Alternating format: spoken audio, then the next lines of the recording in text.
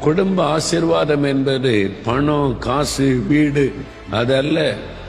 நிறைய பேர் நினைக்கிறாங்க காசு, பணம், பெரிய வீடு, காரு, வசதி அதான் ஆசீர்வாதம் நினைக்கிறாங்க. இல்ல, சில குடிசை வீட்டுல எல்லாமே ஒண்ணுதான். ஒரே ரூம்ல ஒரு ஓரத்துல கிச்சன், இந்த பக்கத்துல அவங்க தங்கி இருப்பாங்க, மனைவி பிள்ளைகளா சந்தோஷமா இருப்பாங்க. அப்ப வீடு இல்ல சந்தோஷம், கட்டடம் இல்ல சந்தோஷம், பொருட்கள் இல்ல சந்தோஷம். இந்த வீட்டுக்குள்ளே ஒரு தேவ சமாதானம் இருக்கணும். வீட்டுக்குள்ள வசிக்கிறவங்களுக்குள்ளே ஒரு அன்பான உறவு இருக்கணும், ஒரு மகிழ்ச்சி இருக்கணும். அதுதான் குடும்பத்தின் ஆசீர்வாதம். அப்போ உங்க வீட்டை குறித்து யோசித்து பாருங்க. அப்போ உங்க வீட்டுக்குள்ள ஒரு மாற்றம் வந்து ஆகணும். அதாவது ஃபேமிலி ரிவைவல்.